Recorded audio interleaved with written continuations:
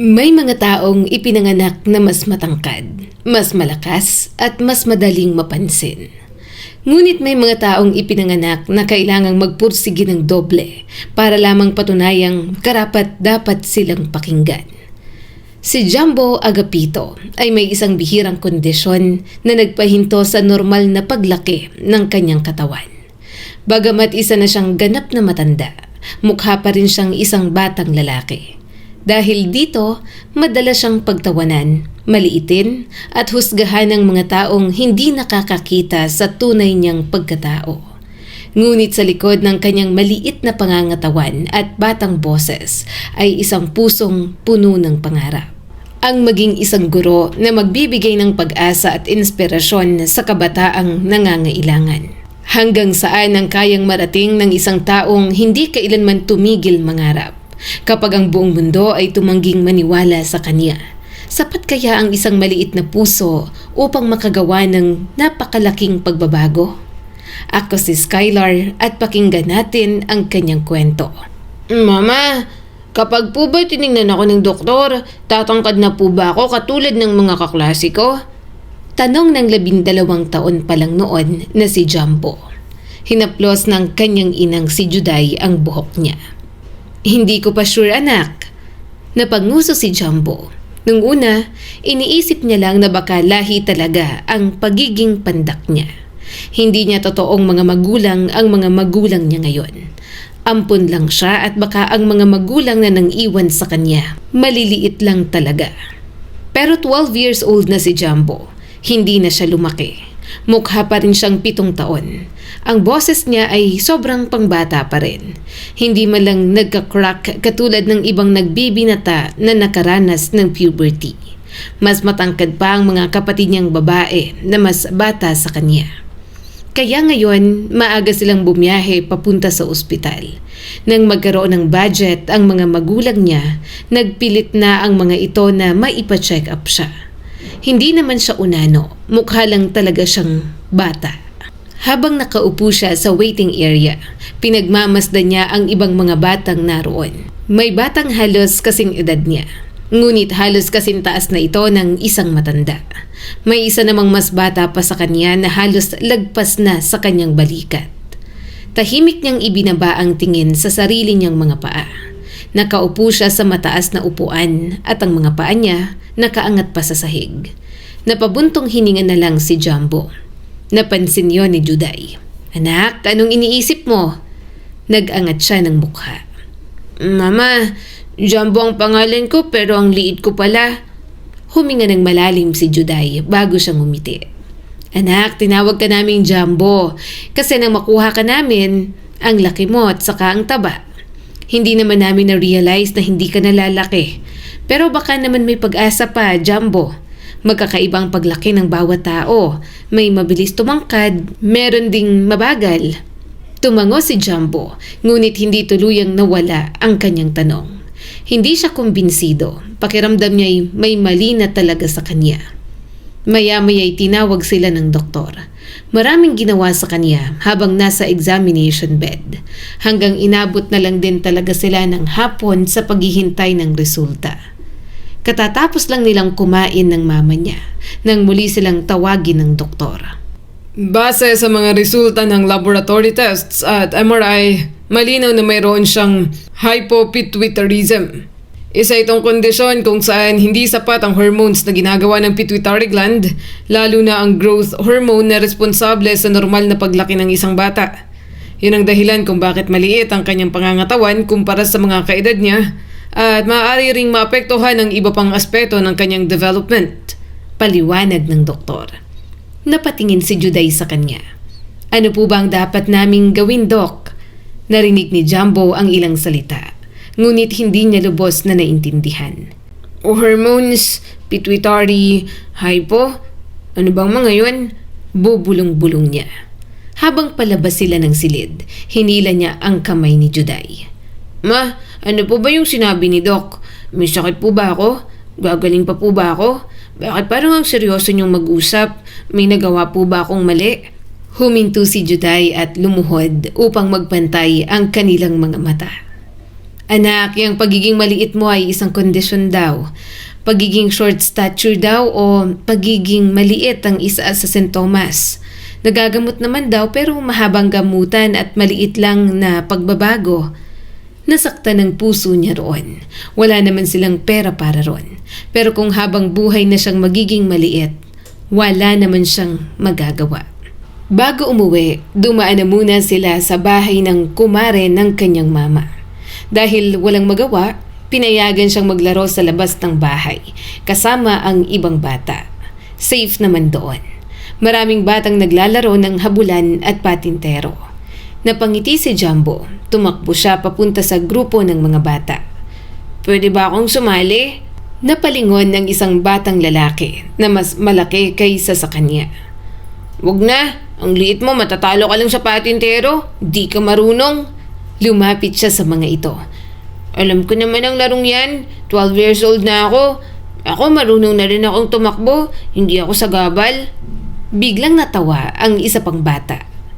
12 years old? Sinunghaling, mukha kang ang kinder. Hindi, grade 6 na ako. Giit pa ni Jumbo. Mas lumakas ang tawanan. Hindi nga.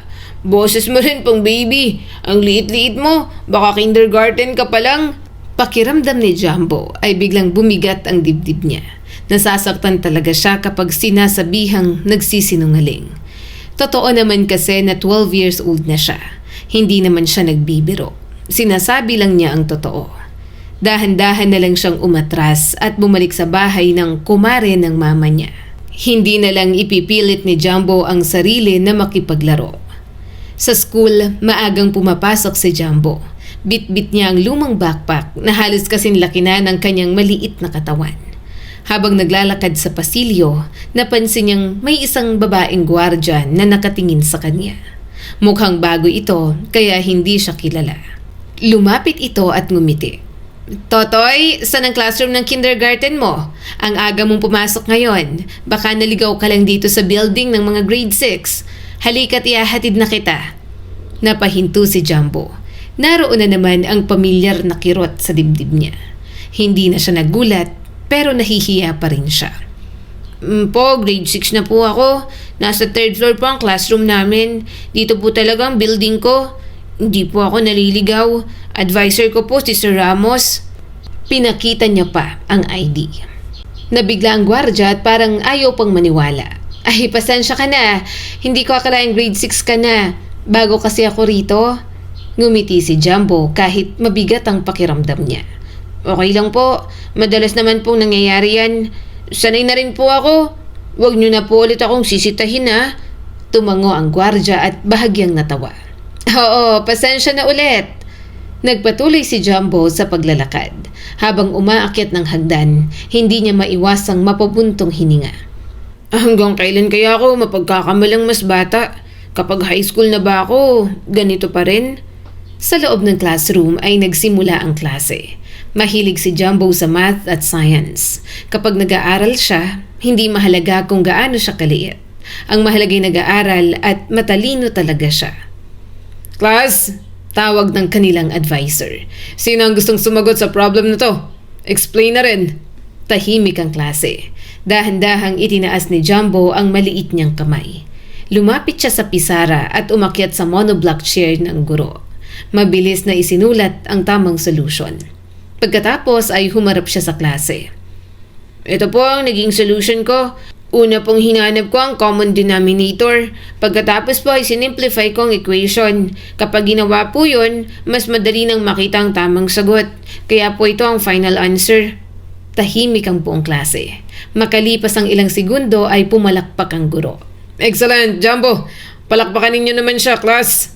Nagpalakpakan ang mga kaklase niya. Napangiti naman si Jumbo. Kahit may mga batang pinagtatawanan siya, may mga bata pa rin namang humahanga sa kanyang katalinuhan. Dahil siya ang pinakamagaling sa math sa klase, siya rin ang ilalaban bilang representative ng school sa math quiz.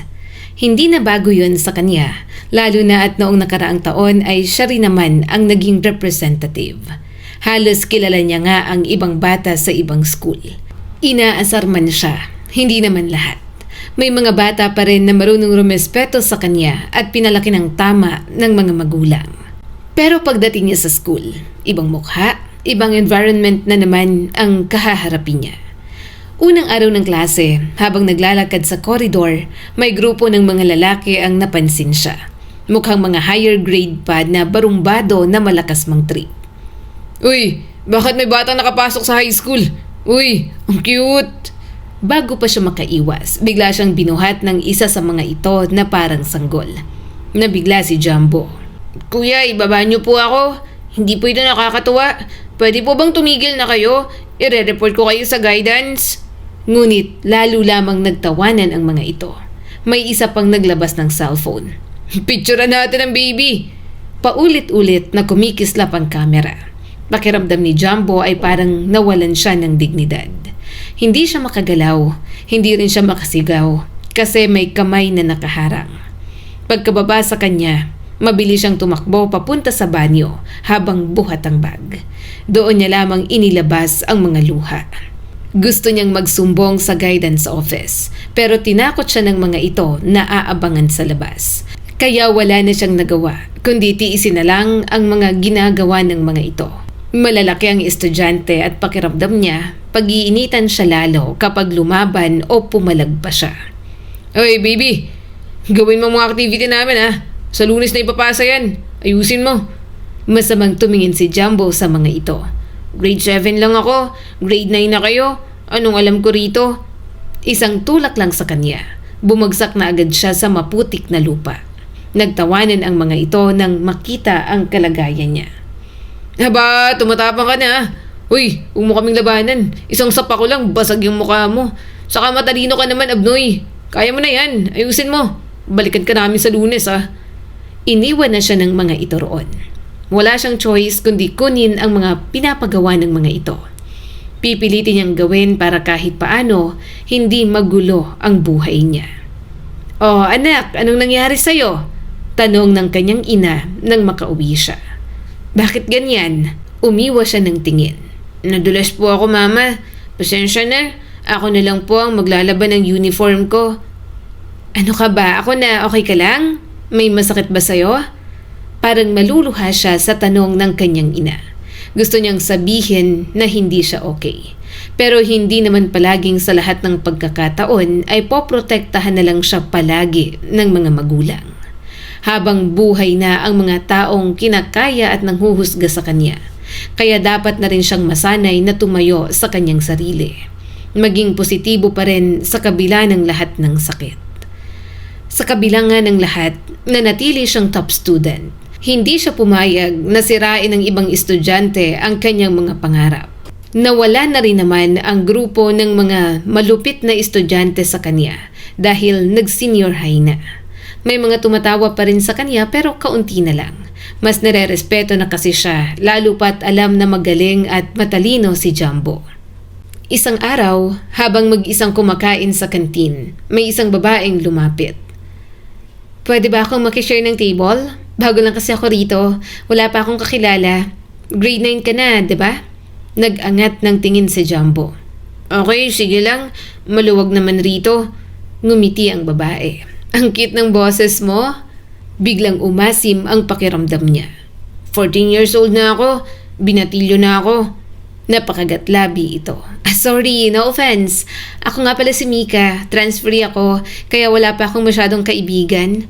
Sa kabilang section ako, katabi lang ng room ninyo. Napansin ko lagi ka mag-isa. Hindi kita kinakaawaan na. Naisip ko lang na baka gusto mo rin ng makakausap. Napangiti si Jumbo kahit papaano. "May kausap naman ako. Kasundo ko naman lahat. Wala lang talagang grupo ng mga kaibigan. Ako naman si Jumbo. Hindi naman ako ganong na-offend. Alam ko, cute ako kaya lang minsan nakakainis. Kasi gusto ko rin kumapal ang boses ko katulad ng ibang kaklase." Bahagyang natawa si Mika. "Ayaw mo nun, unique ka. Sa totoo lang, napansin kong itsura mo. Pero lumapit talaga ako kasi mukha kang mabait. Matalino ka pa at pakiramdam ko, marami pa akong matututunan sa'yo." Tahimik na napangiti si Jumbo. Nang araw na yon, naging simula ng matibay nilang pagkakaibigan ni Mika. Lumipas ang mga buwan mula nang dumating si Mika sa kanilang paaralan. Kung dati ay palaging mag-isang kumakain si Jumbo sa kantin at tahimik na umuuwi pagkatapos ng klase, ngayon ay mayroon na siyang kasabay sa halos lahat ng ginagawa niya. Hindi man naging madaldal si Jumbo, napansin niyang mas madali na siyang ngumiti kapag kasama si Mika. Hindi na rin gaanong mabigat ang bawat araw dahil alam niya na may isang taong handang makinig sa kanya nang hindi siya hinuhusgahan. Bukas ng submission ng research natin. Sa inyo rin, 'di ba? Pareho lang naman kayo ng teacher. Saad ni Mika habang naglalakad sila pauwi. Sabay silang kumakain ng fishball. Mabuti na lang natapos na natin halos lahat. Kung hindi, siguradong magpupuya tayo ngayong gabi. Ang dami pa namang ibang assignments. Buti na lang, mabilis tayong gumawa. Napangiti si Jumbo. Mabuti na lang kasama kitang mag-brainstorm, Mika. Napailing si Mika habang natatawa. Sus, mas matalino ka nga sa akin. Hindi mo ako kailangan. Hinihila lang kita para may kasama ako mag-aral at may magturo sa akin kapag hindi ko alam. Napangiti si Jumbo. Gumagaan talaga ang pakiramdam niya sa tuwing pinupuri siya ni Mika. Madalas din silang dumaan sa maliit na tindahan bago umuwi. Tig-isang tinapay at malamig na juice ang binibili nila. Simple lang na hapon yon, ngunit para kay Jumbo, lahat ng mga lakad nila ni Mika, sobrang espesyal at tumatatak sa kanyang isipan. Habang nakaupo sila sa waiting shed, biglang nagsalita si Mika. Napansin ko, Jumbo, kahit ilang beses kang ina-assert sa school, hindi ka gumagante. Hindi ka rin sumisigaw o nakikipag-away. Hindi ka ba napapagod? Hindi ba napapagod ang puso mo? Hindi ba dumarating sa puntong gusto mo nang sumuko? Napatingin siya sa kalsada. Matagal muna siyang nanahimik at inubos ang tinapay. Napapagod din ako, Mika. Minsan gusto kong sumigaw. Nakakapagod pagtawanan. Ayoko nun. Pero iniisip ko, kung gagayahin ko sila, ano magiging kaibahan ko? Kaya umiiyak na lang ako pag mag-isa ko. Ginagawa ko na lang biro kapag kaya pa. Mananatili akong positibo at maging matapang para sa sarili ko. Kasi hindi naman lahat ng tao tumatawa sa akin. May mga katulad mo pa rin, Mika. Nakangiting humigop ng juice si Mika. Paano kita pagtatawanan sobrang cute mo. Napairap agad si Jumbo. Tawang-tawa naman si Mika at pinisil pa ang pisngi niya. Naiinis man, agad siyang namula. Lalo na't hindi niya maitatanggi sa sarili na crush niya si Mika. Pero seryoso, kumagat pa ulit ng tinapay si Mika. Ang bigat ng dinadala mo pero hindi naman sa lahat ng oras kailangan matatag ka. Kapag hindi mo na kaya, humingi ka ng tulong. Matuto ka rin magsumbong. Napayuko si Jumbo. Pero pakiramdam ko, matanda na ako para dyan. Simula bata pa, walang ibang ginawa ang parents ko kundi pagtanggol ako. Nakakapagod yun. Kaya dapat matuto na ako, Mika. Bigla tuloy uminit ang sulok ng kanyang mga mata. Natawa na lang siya ng niyakap ng kaibigan. Sa dami ng taong nakilala niya, bukod sa kanyang pamilya, si Mika lamang ang nagtatanong kung kumusta ang nararamdaman niya. Saan tayo mag-aaral? Tanong ni Mika at bigla na lang umakbay sa kanya. Nahulog tuloy siya sa upuan. Mika! Tawang-tawa si Mika at tinulungan siyang umupo. Sorry na. Natawa na lang din siya. Sa bahay tayo. Halika na. Doon tayo mag-aaral. Sa bahay na nga sila pumunta. Exam bukas kaya sabay silang mag-aaral. Okay lang naman si Mika na gabihin dahil sinusundo ito ng papa nito gamit ang motor. Habang nag-aaral, hindi niya mapigilang mapatitig kay Mika. Ang ganda nito at ang liit ng mukha. Palagi pang nakangiti, kaya lalong gumaganda sa kanyang paningin. Anong sagot dito? Biglang tanong ni Mika. Agad siyang umiwas ng tingin. Kunwari ay abala rin sa ginagawa. Maya-maya lumingon siya rito. Ha? Dito? Anong sagot? Pilit niyang pinapakalma ang sarili at tinuruan ang kaibigan niya. Mika, dito ka na maghapunan. Saad ng nanay ni Jumbo. Kumakain ka naman ng hipon Sinigang na hipon ng ulam. Napangiti ulit si Mika. Apo, kumakain naman ako. Salamat po, tita. Habang kumakain, napapangiti si Mika kapag nakikipagkwentuhan sa kanila. Ito lang naman kasi ang nadala niyang kaibigan sa bahay. Aalis na po ako. Salamat po sa pagkain. Lumingon si Mika sa kanya. Jumbo, bye. Sa Lunes ulit. Sige, ingat kayo. Tinanaw ni Jumbo ang kaibigan niyang sumakay sa motor ng papa nito. Kumaway pa ulit si Mika, kaya kumaway na rin siya. Nang makaalis ang mga ito, bumalik na siya sa bahay. Nanonood na ng TV ang papa niya, kasama ang dalawa niyang kapatid. Ang mama niya naman ay abala sa paglilinis ng kusina, kaya tinulungan niya na. Crush mo ba ang kaibigan mo? Biglang tanong ng kanyang ina. Mama, ngumiti ito bago tumawa. Ano, tinatanong lang naman kita. Okay lang yan, normal lang na magka-crush. Nagbibinata ka na, Jumbo. Yung utak ko lang naman po ang nagbibinata, Mama. Hindi po makisama ang boses at katawan ko. Unti-unti may kakaibang nararamdaman si Jumbo. Hindi na lamang siya masaya kapag kasama si Mika. Hinahanap na rin niya ito. Kapag absent si Mika, tahimik ang buong school para sa kanya. Sa bawat tawa nito, kusa ring napapangiti ang kanyang labi. Ngunit hindi niya ipinahalata. Alam niyang magkaibigan lamang sila. At sa isip niya, bakit naman siya magugustuhan ni Mika? Mukha nga siyang bata. Kaya kahit may nararamdaman, mas minabuti na lamang niyang itago yun. Natatakot si Jumbo na baka dahil sa feelings niya, masira ang pagkakaibigan nila ni Mika. Minsan lang siya magkaroon ng totoong kaibigan at ayaw niyang mawala yon. Isang araw, bago umuwi, muli na naman silang nag-usap ni Mika. Sa pagkakataong yon, kumakain sila ng ice cream sa loob ng convenience store. Nililibre niya ito dahil may utang siyang libre rito. May nakita siyang amos sa bibig nito. Napakagatlabi si Jumbo. Gusto niyang punasan yon, pero sobra siyang nahihiya. May amos ka, Mika. Agad nitong tinaas ang daliri. Ha? Saan? Hindi nito mahanap. Kumuha si Jumbo ng tissue at pinunasan ang gilid ng labi nito. Dito, mas mukha akong bata pero para kang laging bata kumain. Mahina itong tumawa. Salamat, Jumbo. Napaiwas na lang ulit siya ng tingin. Ang dami-daming tumatakbo sa isipan niya.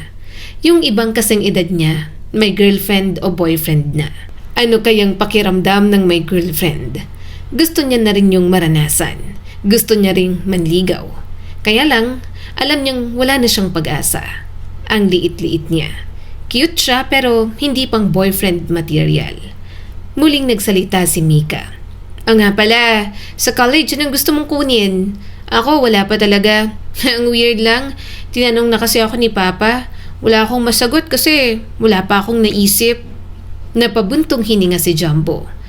Gusto ko sanang maging teacher, kaya education ang kukunin ko. Kaya lang, parang imposible na maging teacher ako. O baka kahit anong profession, may hirapan talaga ako. Hindi ako rerespetuhin ng mga estudyante dahil mukha pa rin akong bata. Umiling agad si Mika. Hindi yan, kaya yan. Magiging ganoon ka sa gusto mong maging. Makinig ka sa akin, Jumbo. Ang respeto, ina-earn naman yan. Ikaw na nga nagsabi sa akin na hindi naman lahat ng tao ay masasama. Nagsisimula yon sa ugali at kakayahan ng isang tao. Kung ako ang magiging estudyante mo balang araw, ipagmamalaki kitang maging teacher ko. Hi, Sir Jumbo Agapito. Natawa na lang si Jumbo. Umiwas siya ng tingin dahil siguradong namumula na naman siya. Hindi niya alam kung paano ipaliliwanag ang biglaang pagbilis ng tibok ng kanyang puso. Iba talaga ang kilig na dulot sa kanya ni Mika. Lumipas pang ilang taon, dumating ang araw na kailangan niya ng mag-aral sa kolehiyo. Hindi naging madali ang pag-abot ni Jumbo sa college. Maraming gabi ang ginugol niya sa pag-aaral habang iniisip kung paano pagkakasyahin ang pera niya sa gastusin sa school, pamasahe at mga project. Kahit may tulong ng parents niya at may scholarship, alam niyang hindi sapat para tustusan ang lahat ng pangangailangan nila. Ayaw na rin niyang umasa lamang sa kanyang mga magulang. Pinapaaral pa rin naman kasi ng mga ito ang dalawa niyang nakababatang kapatid. Balak mong maghanap ng part-time job? Tanong ni Mika sa kanya pagkatapos nilang magpasa ng requirement sa school. Pareho ang kurso nila kaya magkasama pa rin sila. Tumango naman si Jumbo. Oo, ayokong iasa lahat sa mga magulang ko. Nakakahiya. Kung kaya naman, gagawa ko ng sariling diskarte ko. Mula sa isang convenience store hanggang sa isang maliit na grocery, paulit-ulit siyang nagpasa ng resume. Ngunit halos pare-pareho ang nangyari.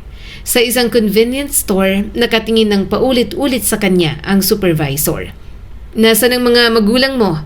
Hindi pwedeng magtrabaho rito ang bata. Mahigpit kami pagdating sa child labor. Baka mapahamak pa ang kumpanya namin kapag nalaman yan. Napabuntong hininga si Jumbo.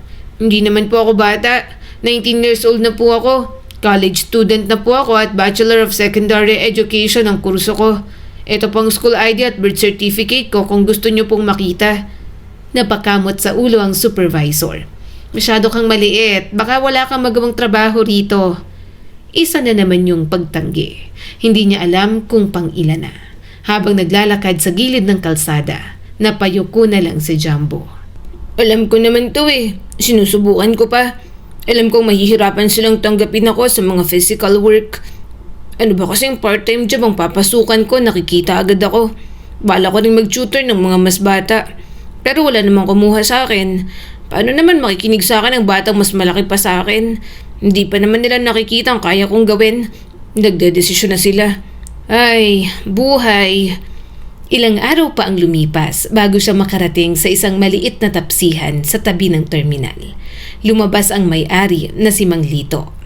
Anong may tutulong ko sa'yo, Totoy? May nahanap ka ba? O bibili ka ng pagkain?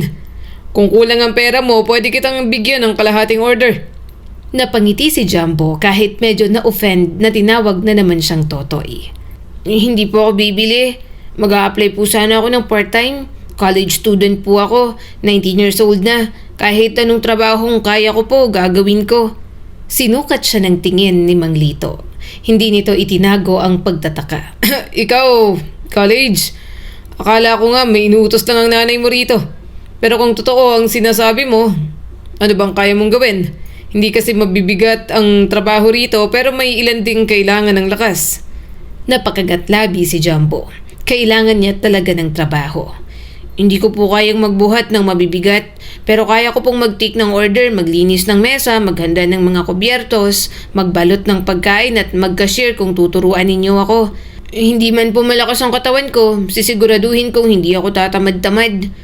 Matagal siyang tinitigan ni Mang Lito, pagkatapos ay ngumiti ito. Sige na nga, susubukan natin. Part-time ka rito pagkatapos ng klase. Pero wag mong pababayaan ang pag-aaral mo. May pamangkin akong unano at marunong naman yung magtrabaho. Ano ba yon? Unano ka ba? Mukha namang hindi kasi parang mukha ka lang bata. Umiling agad si Jumbo. Ang akin po, small stature deficiency. Kaya para po akong bata. Yung sa mga unano, dwarfism po ang case nila. Natawa si Mang Lito. Hindi maintindihan ang mga sinasabi niya. Pero kalaunan ay tinanggap pa rin siya. Parang nabunutan siya ng tinik. Maraming salamat po. Hindi ko po kayo bibiguin. Pangako pong pagbubutihin ko ang trabaho ko. Malaking tulong po ito sa akin. Makalipas ang ilang linggo, naging pamilyar na siya sa trabaho. Siyang nag-aayos ng mga kutsara at tinidor. Naglilinis ng mesa. Nag-aabot ng tubig. Nagbabalot ng take-out orders. Hindi siya pinagbubuhat ng sako ng bigas o ng kung anong mabibigat. Alam ni Mang Lito ang limitasyon ng kanyang katawan at hindi yun naging dahilan upang maliitin siya. Isang tanghali, pumasok ang isang mag-asawa. Pagkakita kay Jumbo ay biglang ngumiti ang babae. Ang cute naman ng batang ito. Anak mo ba siya, kuya? Ang sipag naman niyang tumulong sa negosyo ninyo. Sana lahat ng bata ganyang kasipag. Natawa lang si Mang Lito. Hindi. Napabusangot naman si Jumbo. Gusto niyang ngumiti, pero paano ba siya makakangiti sa ganoon? Bago pa ito makapagsalita, lumapit na ang babae kay Jumbo. Bigla nitong pinisil ang kanyang pisngi. Nako, ang lambot-lambot pa ng pisngi mo. Ang bait-bait mong anak. Ilang taon ka na ba? 10? 11? Napapikit si Jumbo. 20 years old na po ako. College student na po ako. Part-time worker lang po ako rito. Hindi po ako anak ni Mang Lito. Natigilan ang mag-asawa. Pagkatapos ay nagtawanan na parang hindi makapaniwala. Nako, ang galing mo namang magbiro. Sige na nga, sabihin mo ng totoo. Hindi kami madaling maloko. Napilitan ngumiti si Jumbo. Hindi po talaga ako nagbibiro. Totoo po ang sinabi ko. Ganito lang po talagang itsura ko dahil may kondisyon po ako simula pagkabata. Tahimik na nagkatinginan ng dalawa. Nailang tuloy ang ginang. Pasensya na, iho. Tumangulang siya. Okay lang po. Ano pong order nyo? Ngunit sa loob-loob niya, hindi talaga okay yon. Hindi yon ang huling pagkakataon. May mga customer pang humihima sa ulo niya. May pumipisil sa kanyang pisngi. May nagbibigay pa ng candy na para bang tip yon na magugustuhan niya. Tuwing sasabihin niyang college na siya, halos lahat ay nagugulat.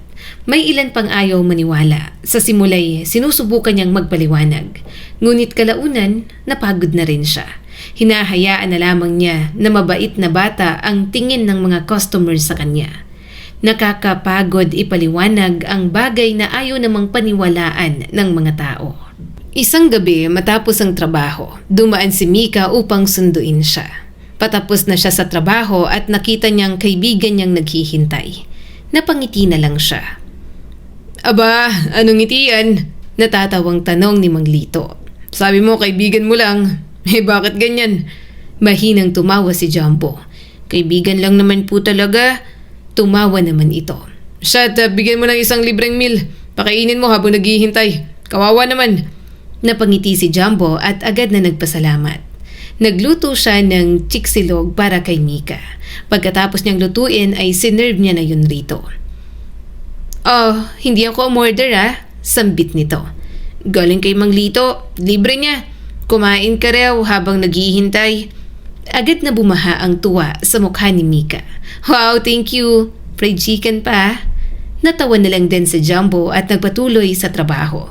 30 minutes na lang at out niya na. Kaya paglabas ni Jumbo mula sa tapsihan, kumaway agad si Mika. Mabuti na lang, nakalabas ka na Jumbo. Ang tagal mong matapos ngayon. Pero okay lang, nakakain naman ako. Napangiti siya at sumabay sa paglalakad nito. Pasensya na, naghintay ka. Marami pa kasing umorder kanina. Medyo natagalan ako maglinis ng mga mesa. Pero okay lang, dagdag kita rin naman yun. Biglang inabot ni Mika ang backpack niya. Ako na magdadala nito. Mukhang mabigat para sa'yo. Huwag ka nang tumanggi dahil alam ko pagod ka na. Isa pa, baka mapano pa yung likod mo. Ang bigat palagi ng mga dala mo. Napatingin si Jumbo sa bag. Hindi naman yun ganun kabigat. Kaya niya naman. Pero hindi na siya nakatangging mabigat naman talaga para sa katawan niya yon. Habang naglalakad sila, bigla namang inayos ni Mika ang magulo niyang buhok. Ang gulo, inayos ko lang. Napangiti si Jumbo. Ngunit kasabay nun ay may kung anong kirot sa kanyang dibdib. Hindi yun ang unang beses na ginawa yon ng kaibigan niya sa kanya. Madalas siyang alalayan ni Mika. Inaayos ang kuwelyo niya. Pinapahiram ng payong. Pinapasa ng kanyang bag. Nung una ay natutuwa siya. Ngunit habang tumatagal, may napapansin siyang hindi niya gustong aminin. Parang hindi siya tinitingnan ni Mika bilang isang binata. Parang mas bata lang nitong kapatid. Tahimik siyang napabuntong hininga. May gusto siya kay Mika. Matagal na, ngunit sa tuwing magkasama sila, lalo niyang nararamdamang napakalayo ng posibilidad na magustuhan din siya nito. Habang naglalakad sila sa ilalim ng ilaw ng poste, palihim niyang sinulyapan ang kaibigan. Kung sakaling sabihin niya balang araw ang nararamdaman niya, matatawa rin lang kaya si Mika? O ngingitian siya nito gaya ng pagngiti ng isang ate sa nakababatang kapatid. Mika? Sagot ng dalaga. Ano bang tingin mo sa akin? Mukha ba talaga akong bata para sa'yo? Umawag ang bibig nito at bahagyang natigilan. Bakit mo na naman naitanong? Mukha kang bata pero mature ka naman mag-isip. Kaya kahit maliit ka, naisip ko pa rin na kasing edad lang kita. Dapat mapanatag siya roon, hindi ba? Pero hindi talaga magawa ni Jumbo. Sa tingin mo ba magkakaroon ako ng girlfriend? Hindi na niya napigilang tanong. Nakita niyang gulat sa mukha nito. Girlfriend? Bakit gusto mo nang magkaroon? May napupusuan ka na ba? Akala ko best friend tayong dalawa. Bakit wala kang sinasabi sa akin? Umiwas na lang ng tingin sa Jumbo. Oh, wala. Naisip ko lang, kung sa ganitong itsura ko may papatol ba sa akin na dalaga na gaya mo? Napangiti si Mika. Siyempre, meron naman. Ang bait mo kaya saka ang talino. Sure ako, meron din yan na mamahalin ka kahit sino ka pa. Kapag nanliligaw ka na, sabihin mo sa akin ha? Tutulungan kita. Napairap na lang si Jumbo. Mula akong nililigawan. Kaya nga kapag nga meron, sa gabing yun, mas pinili na lang niyang manatiling tahimik. Dahil para kay Jumbo, mas mabuting itago ang nararamdaman kaysa mawala ang pinakamahalagang kaibigan na mayroon siya. Lumipas ang mga taon habang papalapit ang kanilang pagtatapos sa kolehiyo. Mas lalo ring naging mabigat ang bawat araw ni Jumbo. Sa umaga ay estudyante, sa hapon at gabi ay part-time worker sa tapsihan. Pagdating sa bahay ay saka lamang siya nakakapagbukas ng mga libro para gumawa ng lesson plan, research at mga dapat niyang gawin. Madalas ay inaabutan na siya ng madaling araw o halos wala na talagang tulog. Naniningkit ang mga mata ni Mika. Ang lalim ng eyebags mo, hindi ka na tuloy cute. Mas lalong bumusangot si Jumbo. Mahinang tumawa si Mika at hinaplos na naman ang buhok niya na parang bata. Tulog ka rin kasi, magpahinga ka kahit saglit. Ikaw na nga ang nagsabi sa akin, hindi ba? Mas makakapag-isip tayo ng maayos, makakapag-aral kung kompleto ang panghinga natin. So, gawin mo rin sa sarili mo. Nang dumating ang 4th year, mas lalong naging mahirap. Kailangan niya pang mag-OJT. Iba-iba ang mga bata sa high school. Mabuti na lang talaga at sa maayos na section siya nagtuturo. Kaya noong final demo, nakisama naman ang mga estudyante sa kanya. Aaminin niyang mahirap magkaroon ng authority sa mga estudyante, pero pinipilit niya pa rin na maging matapang at mabuting guro. Ilang linggo bago ang graduation, nagpa siyang kausapin si Mika. Matagal na niyang itinatago ang nararamdaman. Paulit-ulit niyang sinasabi na sapat na ang pagkakaibigan. Ngunit pakiramdam ni Jumbo, hindi siya makakapagsimula ng bagong yugto ng buhay kung hindi niya sasabihin ng totoo. Nagkita sila sa maliit na parke na madalas nilang tambayan. Umihip ang malamig na hangin habang papalubog ang araw. Napansin ni Mika ang pagiging tahimik niya. Parang ang seryoso mo ngayon, bakit nga pala gusto mong makipagkita? May problema ba? Huminga ng malalim si Jumbo. Ramdam niya ang mabilis na tibok ng kanyang puso. Mika, may gusto sana akong sabihin. Matagal ko na itong gustong aminin pero natatakot ako. Kumunot ang noo nito at bahagyang natawa. Ano ba yon? Kinakabahan ako Uutang ka ba? Uy, wala akong pera Alam mo namang nangutang lang din si Papa ng pangbayad ko para makagraduate lang ako. Napalunok si Jumbo. Sobrang kaba talaga ang nararamdaman niya. Pero kailangan niya yung sabihin. Ayaw niyang makulong ng matagal sa lihim na pagtingin. Kailangan malaman ni Mika ang nararamdaman niya. Nang sa gayon ay alam niya rin kung ano ang tamang gawin. Natatakot akong baka pagkatapos nito, magbago ang lahat sa pagitan nating dalawa. Pero ayoko na rin magsinungaling sa sarili ko. Seryosong sabi ni Jumbo. Unti-unting nawala ang ngiti ni Mika. Parang tinitimbang na nito kung gaano kaseryoso ang gusto niyang sabihin. Namungay ang mga mata ni Jumbo. Simula pa nung high school, ikaw nang taong palaging nasa tabi ko. Ikaw ang unang nakinig sa akin ng walang panghuhusga. Habang tumatagal, hindi ko na lang pala tinitingnan ng sarili ko bilang kaibigan mo lang. Nagustuhan na kita at mahal na yata kita, Mika. Umawang ang bibig ni Mika. Jumbo, yon ang ilang segundong tila napakahaba para kay Jumbo. Pakiramdam niya ay naririnig niya ang bawat tibok ng kanyang puso. Maya-maya'y nagsalita na si Mika. Jumbo, salamat. Salamat dahil naging tapat ka sa akin. Alam kong hindi madaling sabihin ang mga salitang yan. At mas lalo kong pinapahalagahan ng tapang na ipinakita mo ngayon. Napangiti ng bahagya si Jumbo. Ngunit naramdaman niyang may kasunod pa. Huminga ng malalim si Mika. Pero ayokong magsinungaling sa'yo. Napakahalaga mo sa akin, Jumbo. Ang tagal na nating magkasama. Isa ka sa pinakamabuting taong nakilala ko. Pero hanggang kaibigan lang talaga ang kaya kong ibigay. Hindi ko nararamdaman ang parehong nararamdaman mo. Parang may mabigat na bagay na unti-unting dumagan sa dibdib ni Jumbo. Para siyang maluluha sa sobrang sakit. Inaasahan niya naman yon pero masakit pa rin talaga.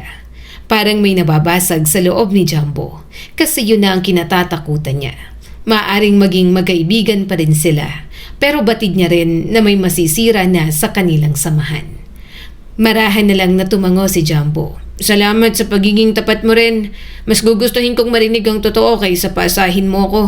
Hindi kita pipilitin. Ayoko maging dahilan para mailang ka sa akin. Umamin lang ako kasi ang tagal nitong nakatago. Itong pagmamahal ko. Sinabi ko dahil umaasa rin ako na makakamove on ako. Napaluha si Mika. Sorry. Pinilit na tumawa ni Jumbo pero naiyak na rin siya. Lumapit siya kay Mika at pinunasan ang mga luha nito gamit ang maliliit niyang kamay. Mahal niya si Mika higit pa sa kaibigan. Pero kaya niyang tanggapin kung hanggang saan lang ang kaya nitong ibigay. Sorry, nasaktan kita. Hindi ko alam na ganito na palang pagtingin mo sa akin. Umiiyak na sabi ni Mika. Iyakong saktan ka, pero hanggang kaibigan lang talaga. Muli niyang pinilit ang pagtawa. Huwag ka nang umiyak. Naiyak din ako, Mika. Naintindihan ko naman. Inaasahan ko na rin naman na hindi mo ako gusto katulad ng pagkagusto ko sa'yo.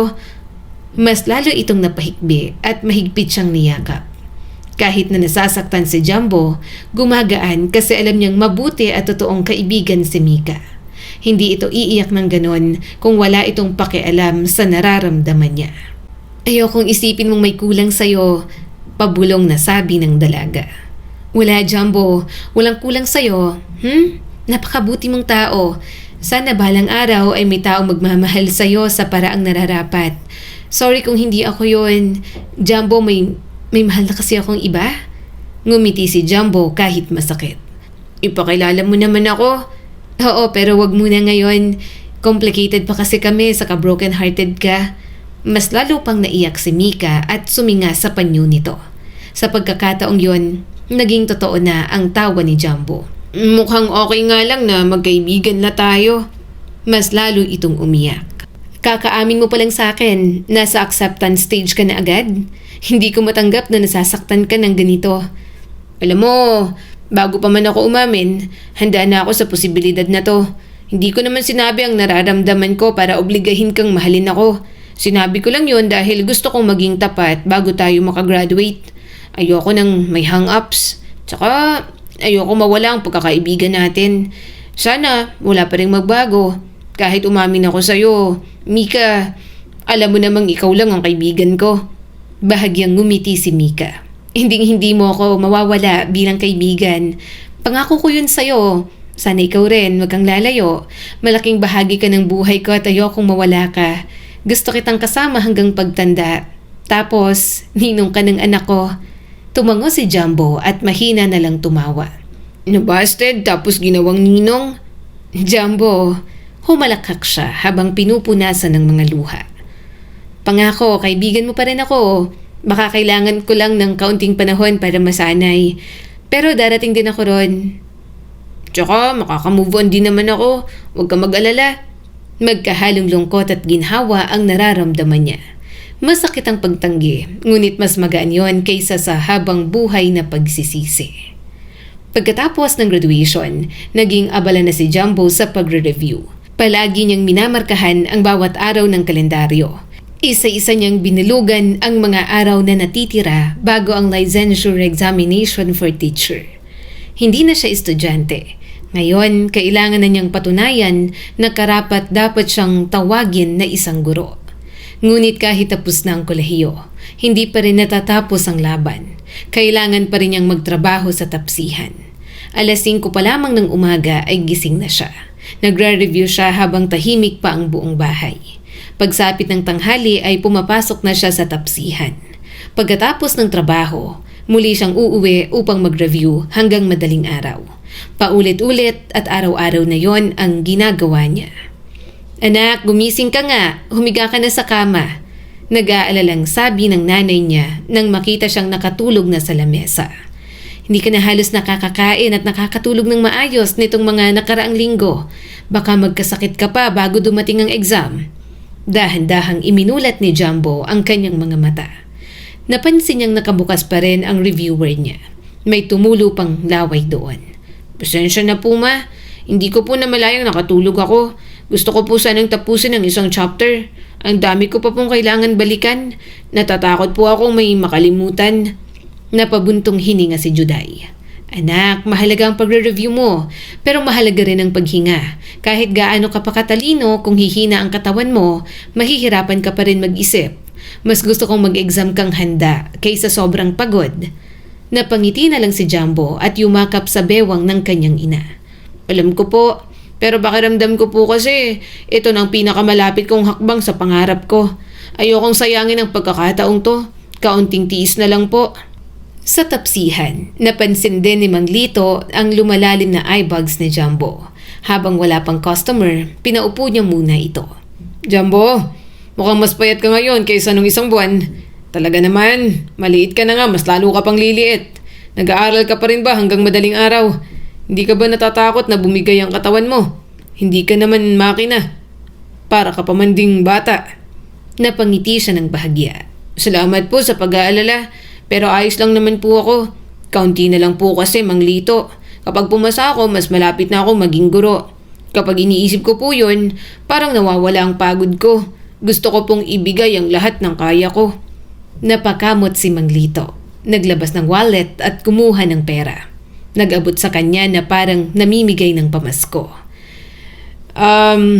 So, ito na yon. Tulong ko. Mag-absent ka ng 2 araw, ipahinga mo na yan. Ako na muna ang tatao rito, kapalitan ng mga kasama mo. Wag mo na lang sabihin sa iba. Umawang ang bibig ni Jumbo. Mang Lito, nakakahiya po. Wag na. Tumawa si Mang Lito. Wag mong tanggihan, umabsent ka bukas ha. Magpahinga ka, matulog ka. Oo na at binata ka na pero mukha ka pa ring bata. Hindi ba to yung katawan mo? Ipahinga mo yan at nang maging maayos ang takbo ng utak mo. Napangiti na lang si Jumbo. Parang hinahaplos ang puso niya sa mga taong mababait sa kanya. Maraming salamat po, Mang Lito. Malaki ang pasasalamat niya kay Mang Lito. Sa dagat ng mga taong hindi tumatanggap sa kanya, ito ang isa sa mga taong hindi nagdalawang isip na tanggapin siya sa trabaho. Hindi niya pa alam kung paano mababayaran sa lahat ng kabutihan nito. Pero kapag naging guru na siya, hindi niya kakalimutan na bumalik doon. Dumating ang araw ng pagsusulit. Habang nakaupo sa testing room, mahigpit niyang hawak ang lapis. Tahimik siyang pumikit at mahinang nanalangin. Hindi niya naman hinihiling na maging pinakamataas. Ang hinihiling niya lang ay sana sapat na ang lahat ng pinaghirapan niya. Ilang linggo ang lumipas, mas mabagal ang bawat araw, pero mas mahaba ang bawat paghihintay. Sa tuwing gigising siya at matutulog, naiisip niya ang resulta. Hanggang sa dumating ang araw na inaabangan ng lahat. Lumabas na ang resulta. Nasa bahay si Jumbo noon. Nanginginig ang mga kamay niya habang binubuksan ng website. Paulit-ulit niyang tinitingnan ang listahan. Jumbo Agapito, passed. Hindi siya agad nakapagsalita. Parang tumigil ang oras para kay Jumbo. Hanggang sa tuluyan ang pumatak ang kanyang mga luha. Pumasa po ako. Natigilan si Juday. Seryoso ka ba? Tumango siya habang hindi mapigilan ang pagluha. Pumasa po ako, ma. Licensed professional teacher na po ako. Hindi na napigilan ng kanyang ina ang sarili. Mahigpit siya nitong niyakap. Alam kong kaya mo. Alam kong darating ang araw na ito. Ang dami mong pinagdaanan, anak. Pero hindi na sayang ang bawat pagod mo. Ipinagmamalaki kita ng sobra. Napayakap din si Jumbo. Niyakap din siya ng kanyang ama at mga kapatid. Kinagabihan ay naghanda sila ng simpleng salo-salo. May pansit, barbecue, soft drinks at maliit na cake na may nakasulat na Congratulations LPT Jumbo. Congratulations, kuya naming cute, nakangiting sabi ni Sandra. Napangiti si Jumbo habang pinagmamasdan ang simpleng handaan. Hindi yun engrande, ngunit para sa kanya, parang yun na ang pinakamagandang selebrasyon sa buong buhay niya. Habang nag-uusap sila, may kumatok sa pinto. Pagbukas ni Juday ay bumungad si Mika. May dala itong maliit na cake. Pwede bang makisalo? Licensed teacher na rin ako. Wala akong kasama. Nasa Bicol pa si Papa. Mahinang tumawa si Jumbo at sinalubong ang kaibigan na si Mika. Congratulations! Sana inimbitahan mo na rin ang boyfriend mo para makilala ko na. May trabaho pa ha. Mamaya susunduin niya ako. Pumunta rin ako rito kasi naisip kong mas masayang mag-celebrate kasama ka. Syempre, hindi rin naman ako makakasurvive sa college kung hindi dahil sa'yo. Ang tiyaga mo kayang magturo sa akin kahit minsan naiinis ka na. Napangiti si Jumbo. Ikaw talaga. Congratulations din sa'yo. Alam kong papasa ka. Ang sipag mo ring mag-review. Buti naman at pareho tayong naging licensed teacher. Bago pa sila makapagpatuloy sa usapan, may tumawag na kay Mika. Sumilip ito sa labas. Dumating na pala ang boyfriend nito, kaya sinabi ni Jumbo na patuloy na. Nagkatinginan sila ng nanay niya, pero napangiti na lang siya. Hindi na naman siya gaanong naaapektuhan. Kahit na may nararamdaman siya kay Mika, kinondisyon niya ang sarili na makalimot sa pagmamahal niya para sa kaibigan. Pumasok ang isang matangkad na lalaki. Ngumiti ito kay Jumbo at inilahad ang kamay. Ay, ako nga pala si Adrian.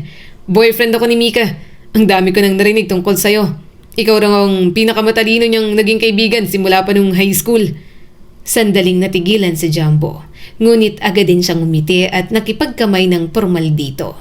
Ako naman si Jumbo. Natutuwa akong makilala ka. Congratulations din sa inyong dalawa. Mukhang masaya kayong magkasama. Ngumiti si Adrian. Salamat at congratulations din sa pagpasa mo. Tahimik na napatingin si Jumbo kina Mika at Adrian habang nag-uusap ang dalawa. Hindi na sumasakit ang dibdib niya katulad noon. May kaunting kirot pa rin, ngunit hindi na yon dahil sa selos. Sa halip, masaya si Jumbo para sa kaibigan. Nakikita niyang maalaga si Adrian, magalang at halatang pinapasaya nito si Mika. Habang nagpapaalam ang dalawa upang umuwi na, kumaway si Mika. Bye, Jumbo. Good night. Salamat sa pagkain at kwento. Tumango siya at tiningnan ang motor ni Adrian. Ingat din kayo. Salamat sa pagpunta. Nang makaalis ang mga ito, napatingala na lang siya sa madilim na kalangitan sa labas ng kanilang bahay. Napangiti siya ng tahimik. Hindi man naging kami, ayos lang. Ang mahalaga nakatagpo siya ng taong magpapasaya sa kanya. Lumipas ang ilang linggo matapos matanggap ni Jumbo ang kanyang lisensya bilang guro. Maaga siyang nagigising araw-araw. Pinaplansya niya ang kanyang long sleeve polo. Maingat na inilalagay ang mga dokumento sa isang clear envelope.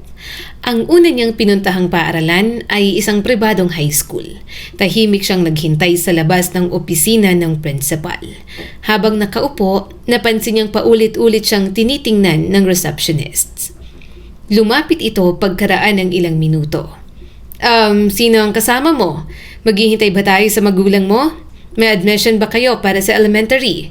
Sabihin mo lang para matulungan kita. Ngumiti si Jumbo kahit nakasanayan na niya ang ganoong tanong. Wala po akong kasama. Applicant po ako para sa teaching position. Licensed teacher na po ako. Ito po ang appointment ko para sa interview.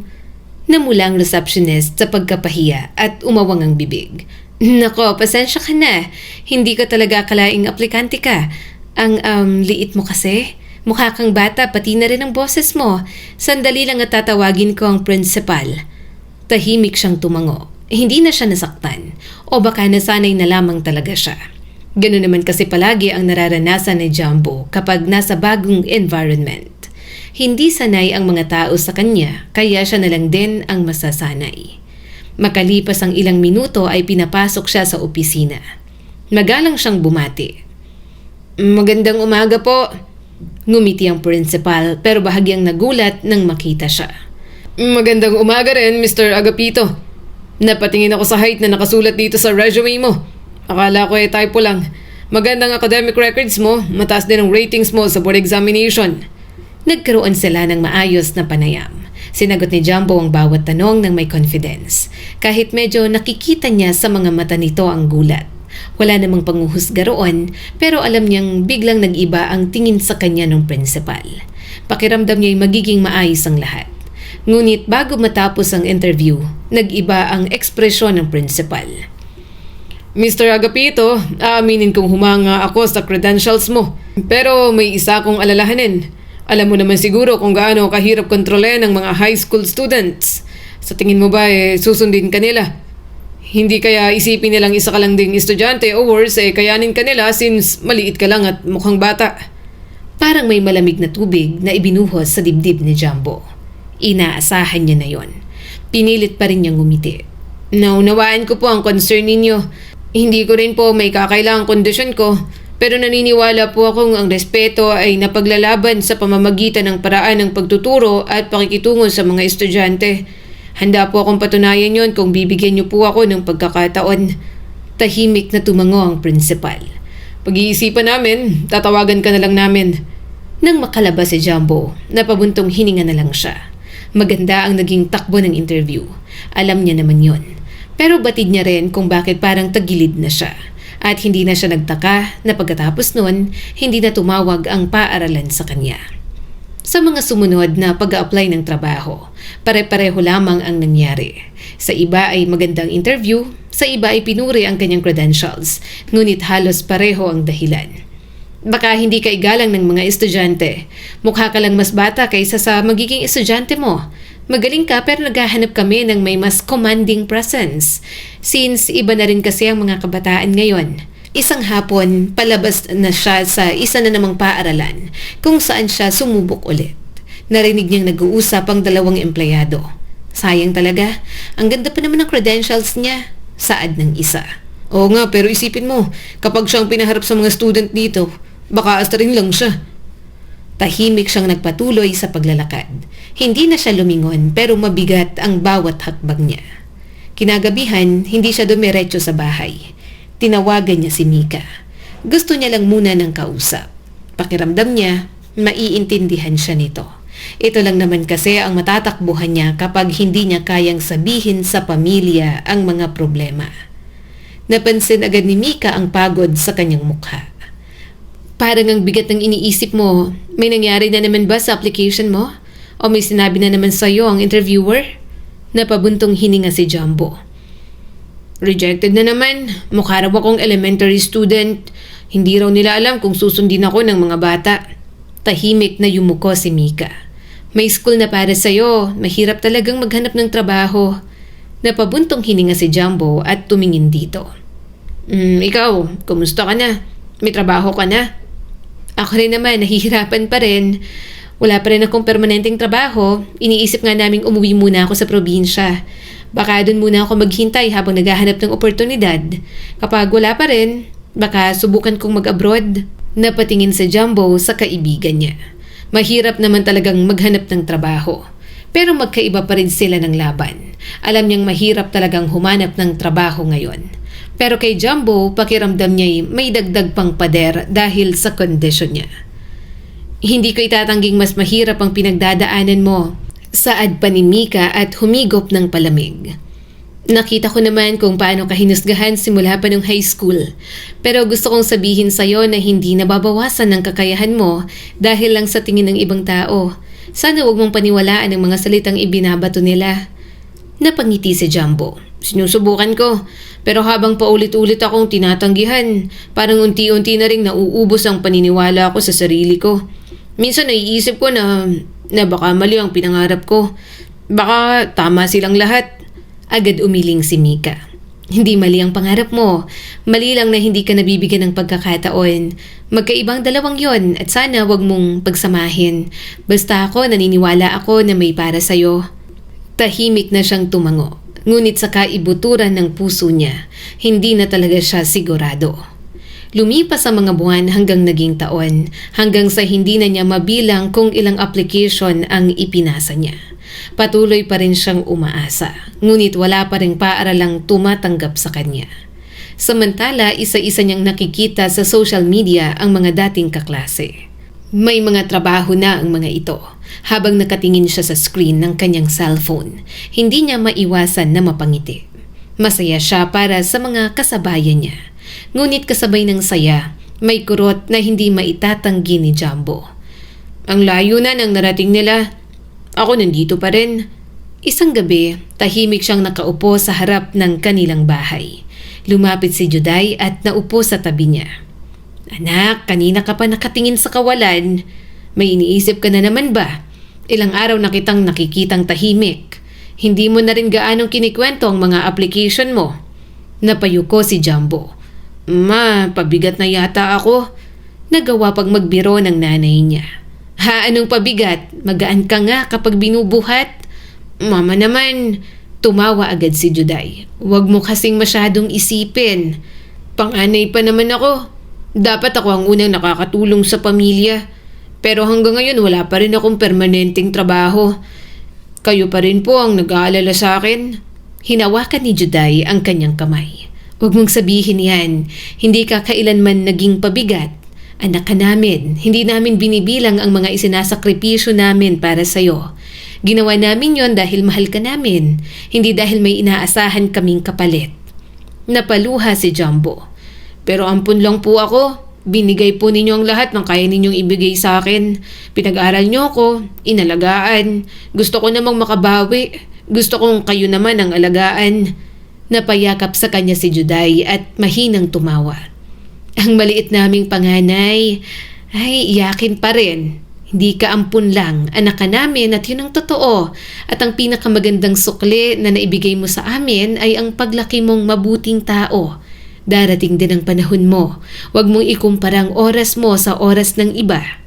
Maya-maya'y lumapit din ang kanyang mga nakababatang kapatid. Kuya, nakangiting sabi ng bunso. Huwag kang ma-pressure. Ikaw nga ang lagi naming inspirasyon. Kung ikaw ang susuko, sino pang titingalain namin kahit maliit ka? Hindi napigilang tumawa ni Jumbo habang umiiyak. Ang mga taong mahal niya, kung gaano siya kaliit sa pisikal, tinuturing naman siyang lagi na parang malaking tao. Mahal na mahal ni Jumbo ang pamilyang kumupkop at tumanggap sa kanya ng buo. At yun mismo ang dahilan kung bakit lalo siyang nape-pressure. Gusto niyang makabawi. Gusto niyang ipakita na hindi nasayang ang bawat sakripisyong ibinigay ng mga ito sa kanya. Patuloy pa rin naghihintay si Jumbo ng tawag mula sa mga paaralang inaplayan niya. Ngunit habang tumatagal, lalo niyang nararamdaman na hindi sapat ang paghihintay. Ayaw na niyang umasa lamang sa part-time job na trabaho sa tapsihan. Hindi rin niya gustong manatiling umaasa sa mga magulang na buong buhay nang nagsakripisyo para sa kanya. Kinabukasan ay nagpasa siya ng resume sa iba't ibang establishmento. Ilang araw din na lumipas bago siya tinawagan ng isang shop sa loob ng malaking mall sa lugar nila. Cashier ang kailangan ng mga ito at tumatanggap ng mga katulad niya dahil mapagbukas ng opportunity ang may-ari ng mall sa mga person with disability. Unang araw niya sa trabaho, maaga siyang dumating.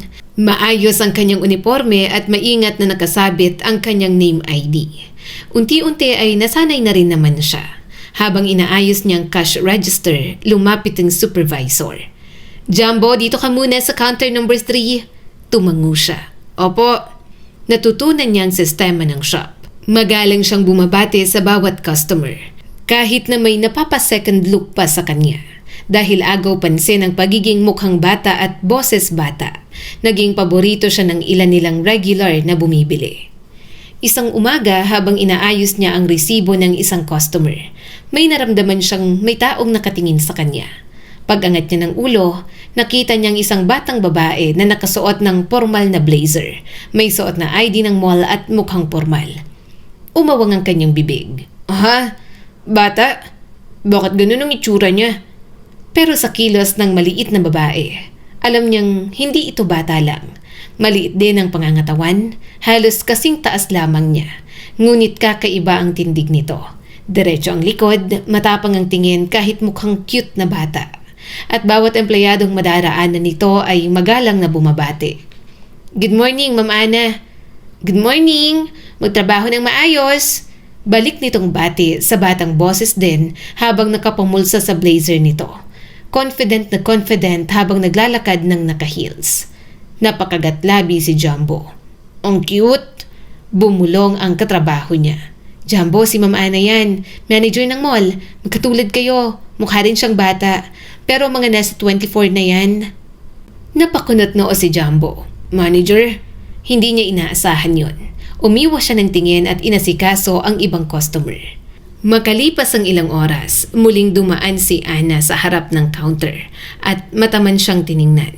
Biglang nahiya si Jumbo at nataranta. Kung ganon, may katulad nga ako rito. Hi! Mabait na bati ni Ana. Muntik na siyang mahulog sa tinutuntungan niya.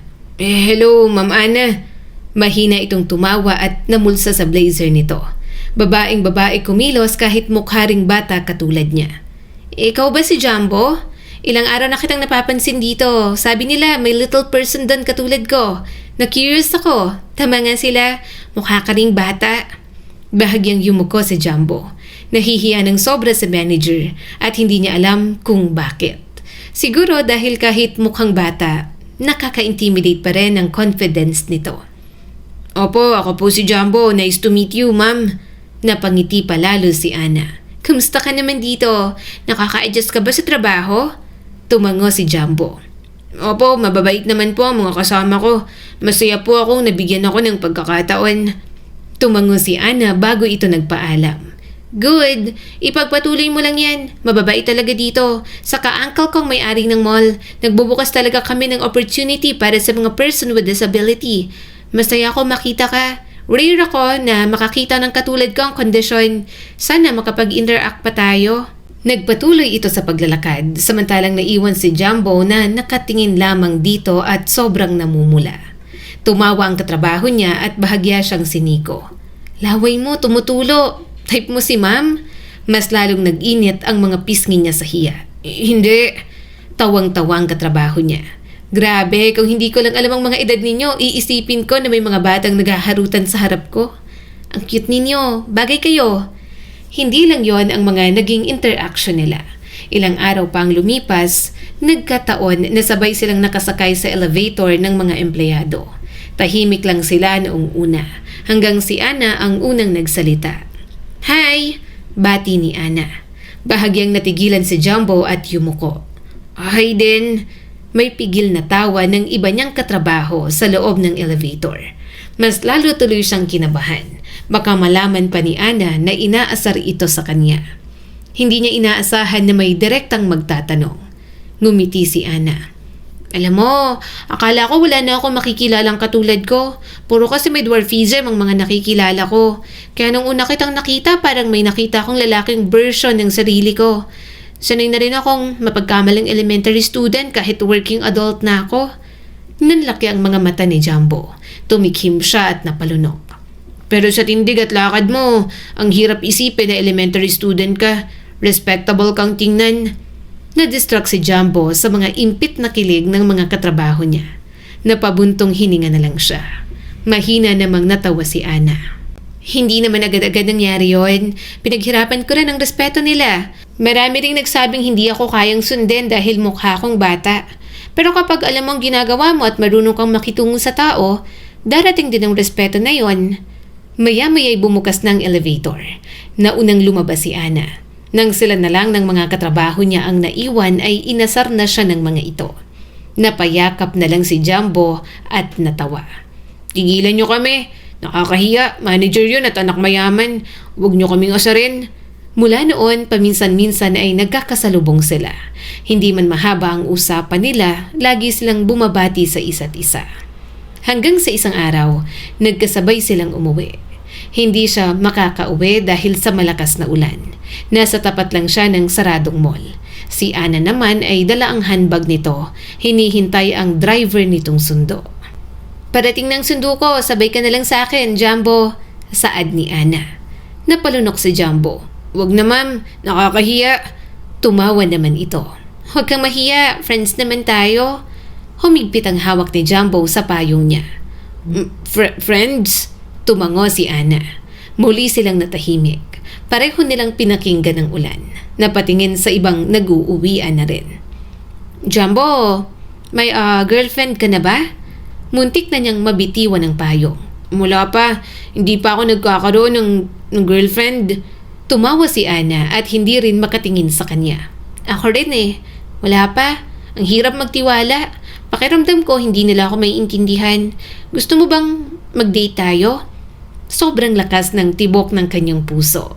Maliit na tao si Jumbo. Maliit din ang puso niya. Pero nang marinig niya ang mga salitang yon, parang lumalaki yon nang lumalaki. Date? Kaya lang, mahirap lang ako, Ana. Hindi ako kasing yaman mo. Nakatapos ako ng pag-aaral. Gusto ko maging teacher pero hanggang ngayon, wala pa talaga. Hindi ko kayang ibigay ang marangyang date sa'yo, Ana. Ngumuso naman ito. Di kung ganun. Kung anong kaya mo lang, Jumbo. Hindi naman ako humihingi ng marangyang date. Gusto kong makipag-date kasi gusto kita at gusto pa kitang makilala. Namumula na naman si Jumbo. Siya dapat ang umaamin ng ganun. Siya dapat ang gumagawa ng first move kasi lalaki siya. Pero aaminin niyang natutuwa siya na si Ana ang nag-first move. Natutuwa siyang malamang gusto nito. Para siyang sinasayaw sa mga ulap kahit na napakadilim. Simula ng araw na yon, nagsimula na nga silang mag-date. Kahit anak mayaman si Ana, sobrang simple nitong babae. Kapag magkasama sila, napagkakamalan silang mga bata na nagde-date pero tinatawanan na lang nila. Ano yung ginagawa mo, anak? Tanong ng kanyang ina. Napangiti siya habang inaayos ang simpleng box na kapag nailawan, may lalabas na maliliit na tulips. Para sa nililigawan ko, mama. Little person din siya. Yung manager sa mall. Anak mayaman, mama. Kaya kahit sa mga ganito lang, gusto kong mag-effort. Talaga? May nililigawan ka na pala? Akala ko hindi ka pa nakaka-move on kay Mika. Tumawa naman si Jumbo. Mama, ang tagal na nun. Wala na yon. Saka itong si Ana, mama, feel ko kami nang para sa isa't isa. Kapag naging sila ni Ana, alam niyang marami pa siyang kailangan patunayan. Sana nga lang talaga ay magbukas ang mga oportunidad sa kanya. Hindi niya pa nakakalimutan na gusto niyang maging guro, kaya sana umayon naman sa kanya ang pangarap niya. At mukhang isang hindi inaasahang oportunidad ang ibibigay sa kanya ng Diyos. Isang hapon habang palabas ng mall, napansin niyang may 4 na batang nakaupo sa bangketa. May isa na nagtitinda ng sampagita, isang namamalimos. Ang 2 naman ay naglalaro gamit ang takip ng bote. Bahagyang natigilan si Jumbo. Tahimik niyang pinagmasdan ng mga ito. Nag-aaral kaya ang mga batang yon? Bumili siya ng sampagita sa isang bata. Ne, pabili ako. Kumunot ang noon nito. Mukha kang bata, bakit parang matanda ka na kumilos? Matanda na naman talaga ako. Nagtatrabaho ako dyan sa mall. Unano ka? Tanong pa nito. Napakamot na lang siya. Oo, unano. Ganun niya na lang ina-explain ang kondisyon niya. Hindi naman kasi lahat ay maiintindihan yon. Siya nga pala, sambit ni Jumbo. Nag-aaral pa ba kayo o tumigil na sa pagpasok? Napayuko ang bata. Hindi na po Tumigil ako ng grade 1. Kailangan ko pong tumulong kay nanay. Hindi na rin po ako marunong magbasa ng mahabang salita. Nakalimutan ko na halos lahat. Parang may kumurot sa dibdib ni Jumbo. Maya-may nagsalita ang isa pang batang babae na kasama nito. Ako naman po, hindi pa talaga nakakapasok sa school. Gusto ko pong matutong magsulat ng pangalan ko. Tahimik siyang napatingin sa mga batang yon. Sa loob-loob niya, tila may kung anong muling nabuhay. Gustong-gusto niyang magturo. Yun talaga ang hilig niya. Pakiramdam niya doon siya tinatawag pero walang nagbubukas na pinto ng opportunity para sa kanya. Kinagabihan, hindi siya agad nakatulog. Paulit-ulit niyang naaalala ang mga mukha ng mga batang nasa lansangan. Ano kaya magagawa ko para sa kanila? Teacher ako Dapat may gawin ako. Bigla siyang napabangon sa kama. Oo, tama, teacher ako. Hindi ba't guro pa rin naman ako kahit wala akong paaralan? Hindi ba't ang pagtuturo ang pinangarap ko? Hindi lang ang magkaroon ng classroom? Napatingin siya sa lumang maliit na pisarang itinago mula pa ng college demonstration. Nasa isang sulok din ang ilan niyang lumang aklat at may mga kartong hindi pa ginagamit. Unti-unti siyang napangiti. Kinabukasan, pagkatapos ng trabaho, bumalik siya sa parehong lugar. May dala siyang maliit na pisara. Nagdala rin siya ng mga papel at panulat para sa mga bata. Nagpatulong pa siya sa mga kapatid niya. Nasa tabi niya naman si Ana na nagtataka rin. Jumbo, hindi ka ba sasabay sa akin? Umiling naman si Jumbo. Hindi na muna, may gagawin lang ako sa mga batang to. Kuya, bakit mo pinadalang mga gamit mo rito? Para saan? Tanong ng kanyang bunsong kapatid. Napangiti si Jumbo. May tuturuan lang ako mga bata. Saglit lang, mga 3 oras lang. Tambay muna kayo sa convenience store, kumain kayo. Ito ang pera Napangiti agad ang kanyang mga kapatid at tinanggap ang pera. Inayos niya na ang mga gamit sa isang bakanteng lugar. Naghahanap ng mauupuan si Ana. Nagulat siya nang umupo na lang ito sa may gilid. Girlfriend niya na ito pero syempre, prinsesa niya ito. Ayaw niyang marumihan si Ana.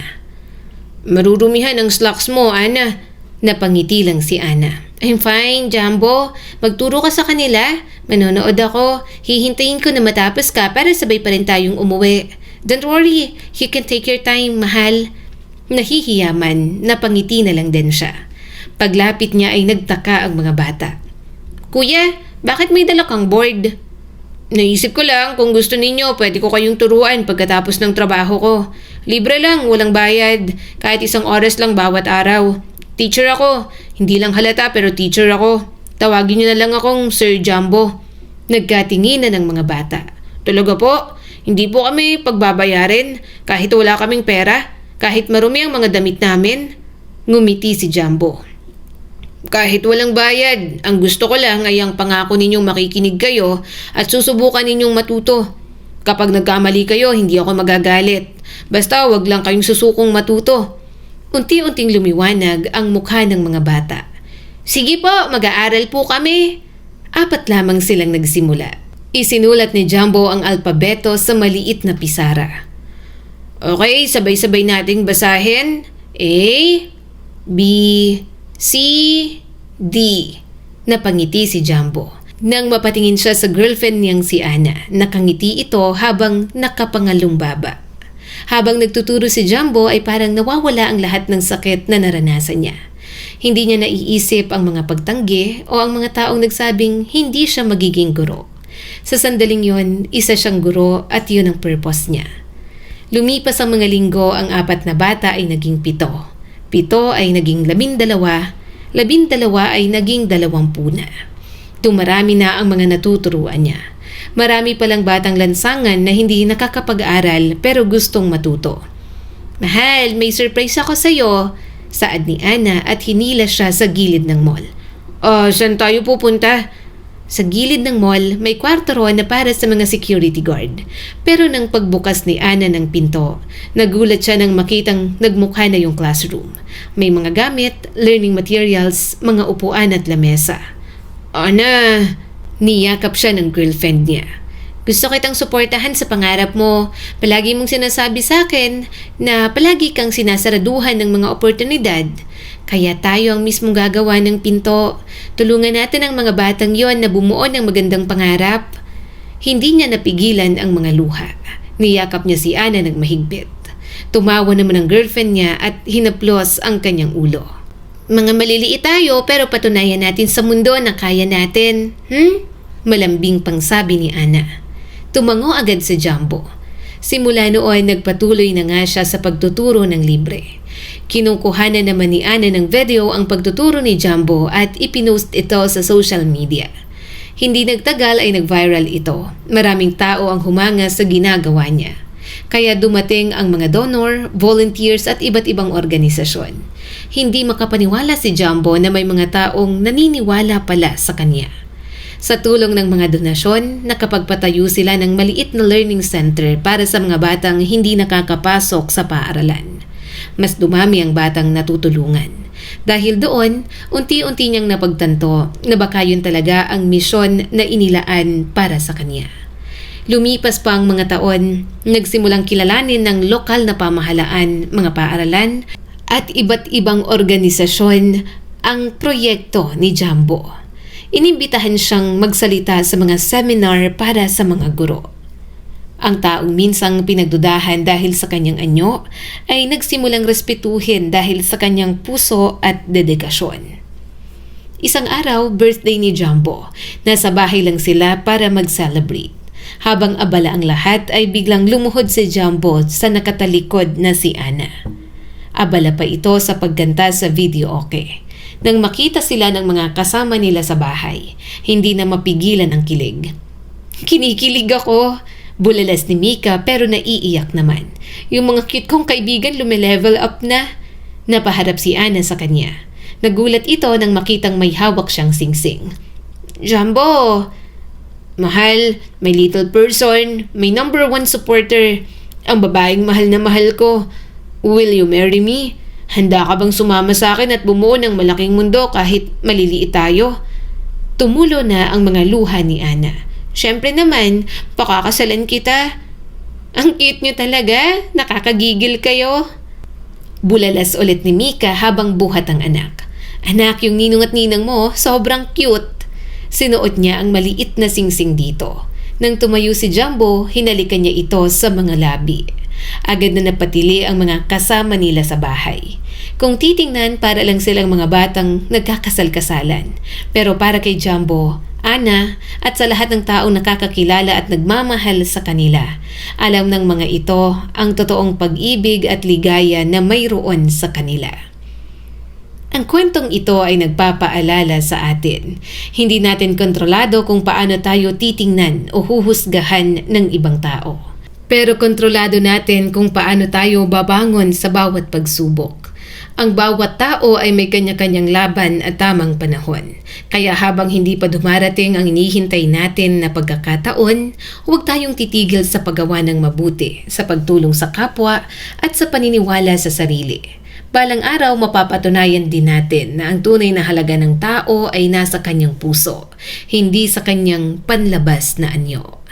Muli, ako si Skylar at sana ay may bago na naman kayong natutunan sa kwento natin ngayon.